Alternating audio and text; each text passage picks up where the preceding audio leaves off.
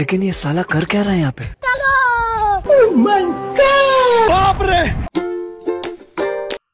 हे guys very good morning to all of you.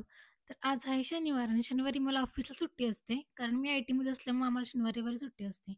आणि मला जर शनिवारी सुट्टी असली ना तर आमच्या कारभारांना शनिवारी सुट्टी नसते, त्यांना फक्त रविवारी सुट्टी असते.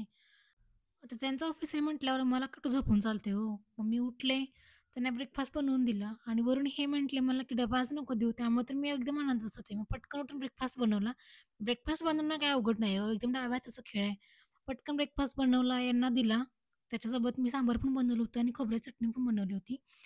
त्यांनी नाश्ता वगैरे केला आणि त्यांचं जायचं टाईम झालं. मग ते ऑफिसला निघून गेले.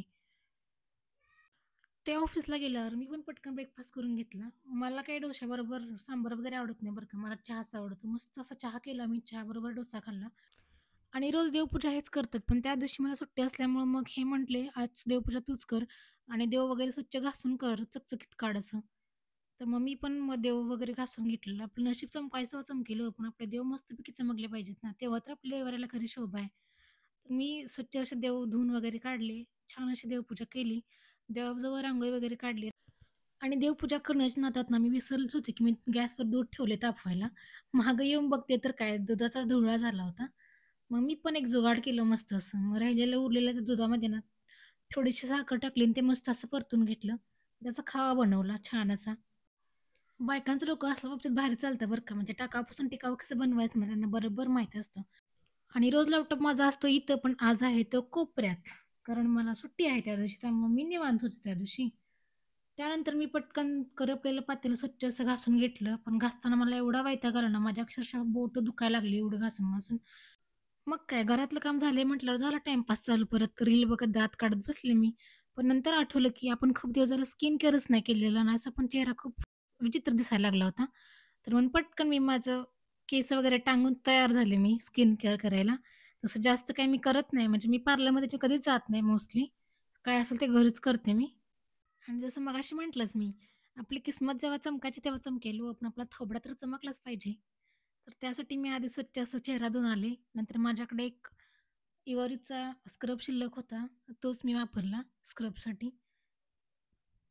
आणि खूप दिवसानंतर मी हे स्किन केअर करणार होते बरं का. म्हणजे लास्ट टाईम मला वाटते मी जेव्हा लग्नासाठी पार्लरमध्ये गेले होते ना 6 महिन्यापूर्वी, तेव्हाच मी काय केलं असेल ते केलं चेहऱ्याचं. त्यानंतर मी काही सुद्धा चेहऱ्याला केलं नव्हतं. त्यामुळे म्हटलं आज थोडा स्वतःसाठी वेळ काढावा, कारण सुट्टी होती, जास्त काम पण मला काही नव्हतं. स्क्रब केल्यावर मी छान असा चेहरा वॉश करून आले. नंतर चेहरा स्वच्छ असा मी पुसून घेतला आधी स्वच्छ कापडानं. त्यानंतर म्हटलं स्क्रब केलंय म्हटल्यावर काहीतरी मास्क लावलाच पाहिजे. पण माझ्याकडे मास्क वगैरे काही नव्हता. पण मी घरातच तयार केला. मग याच्यामध्ये ना बेसन पीठ घेतले मी, दह्याचा वापर केला आणि थोडीशी चिमटभर हळद टाकली, जास्त हळद नाही वापरलेली. तर तोच मी मिक्स करून घेतला एका वाटीमध्ये आणि त्याचाच मी चेहऱ्यावरती मास्क लावला. आणि मास्क लावल्यावर माझा अवतार असा काहीतरी झाला होता भुतासारखा. आणि ते सगळं झालं, की मला ऑफिसमधून कॉल आला बरं का त्या दिवशी सुट्टी असून पण. थोडं काम लागलं मला त्यामुळे जरा वैतागले मी. पण ठीक आहे म्हटलं जाऊ दे आता काय करणार ऑप्शन नाही. मास्क थोडा वेळ सुकवून दिला. नंतर मी चेहरा स्वच्छ असं वॉश करून आले आणि आणि माझा चेहरा असा काहीसा दिसत होता त्यानंतर. तर म्हटलं आता एवढं सगळं केलंच तर थोडं मॉइश्चरायझर पण लावूयाच. पण पटकन मॉइश्चरायझर लावून घेतलं आणि त्यानंतर माझा फायनल चेहरा असा काही दिसत होता. म्हणजे स्किन माझी बऱ्यापैकी छान दिसत होती, ग्लोइंग दिसत होती. त्यानंतर संध्याकाळी संकष्टी म्हटल्यावर एका जवळच्याच मंदिरामध्ये गेलो आम्ही. खूप छान आहे मंदिर ते, म्हणजे सगळे देव आहेत त्या मंदिरामध्ये. मी थोडेफार शूट केले तिथं संध्याकाळी गेल्यावर. शनिवार पण त्या दिवशी होता. म्हटलं ठीक आहे मारुतीचं पण दर्शन झालं आमचं, गणपतीचं पण दर्शन झालं. म्हटलं येता-येता छान असं आईस्क्रीम घेऊया. आईस्क्रीम खात-खात घरी आलो आणि आल्यावर पटकन जेवण करून घेतलं. जेवण बनवल्यावर मस्त असं जेवून घेतलं.